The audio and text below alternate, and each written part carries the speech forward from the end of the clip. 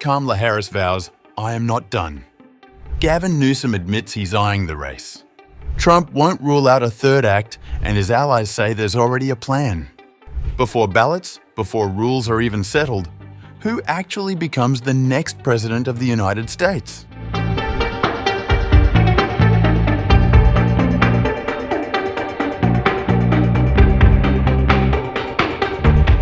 The question hanging over American politics right now isn't subtle.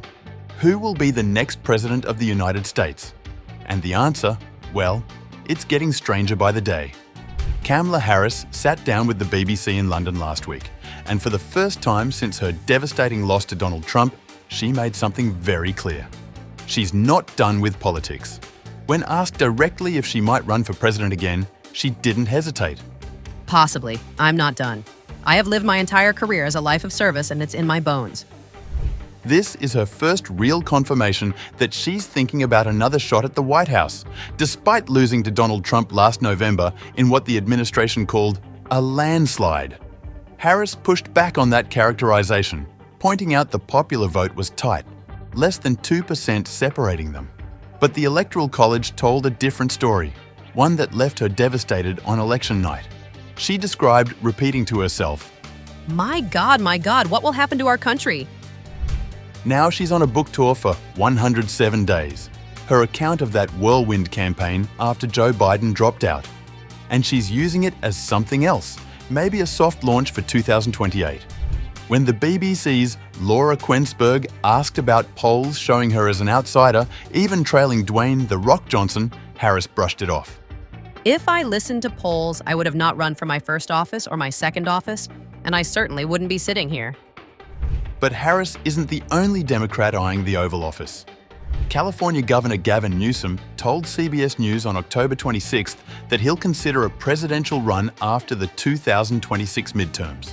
Yeah, I'd be lying otherwise. I'd just be lying, and I'm not. I can't do that. Newsom, whose term limited out of the governor's office in January 2027, has been making all the right moves. He visited South Carolina in July, the state set to host the first Democratic primary in 2028. He's been positioning himself as Trump's chief antagonist, fighting over everything from immigration enforcement to redistricting. Right now, he's pushing Proposition 50, a ballot measure that would let California Democrats redraw congressional districts.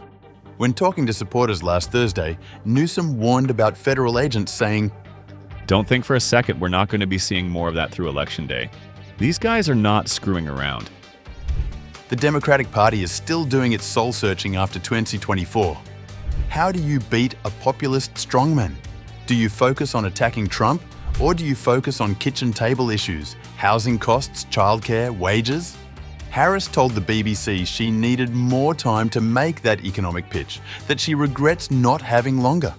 But the unspoken question is whether more time would have actually helped, whether her message would have connected any better with working people who've been drifting away from Democrats for years.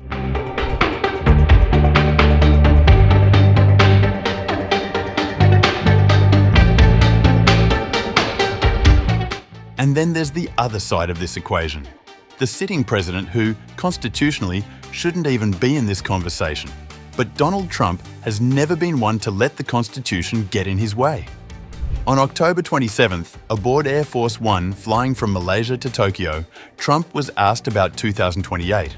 A reporter brought up the idea of him running as vice president, then having the president resign so he could take over again. Trump called it too cute. It's too cute. Yeah, I would rule that out because it's too cute. I think the people wouldn't like that. It's too cute. It's not, it wouldn't be right. But when pressed about a third term directly, Trump didn't shut the door. I would love to do it. I have my best numbers ever. It's very terrible. I have my best numbers. If you read it, am I not ruling it out? I mean, you'll have to tell me. All I can tell you is that we have a great group of people, which they don't. The 22nd Amendment is clear. No one can be elected president more than twice. But Steve Bannon, Trump's former strategist, told The Insider that Trump will be back for a third term.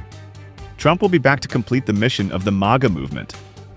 When asked how they'd get around the Constitution, Bannon said, The only way President Trump wins in 2028 and continues to stay in office is by the will of the American people, okay? And the will of the American people is what the Constitution embodies. Last week, Bannon told The Economist there's actually a plan in the works. Trump is going to be president in 28, and people ought to just get accommodated with that. At the appropriate time, we'll lay out what the plan is, but there is a plan.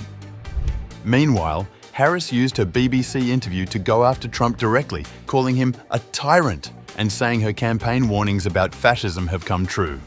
He said he would weaponize the Department of Justice, and he has done exactly that. The White House fired back through spokeswoman Abigail Jackson, who said, When Kamala Harris lost the election in a landslide, she should have taken the hint. The American people don't care about her absurd lies. So here we are, two Democrats positioning themselves for 2028. One promising she's not done, the other admitting he'd be lying if he said he wasn't thinking about it. And a sitting president who won't rule out breaking constitutional norms to stay in power, backed by advisors who say they have a plan to make it happen. Trump even floated J.D. Vance and Marco Rubio as potential candidates, saying, I think if they ever formed a group, it would be unstoppable. I really do. I believe that. The race for 2028 has already begun, even if no one knows yet what the rules will be.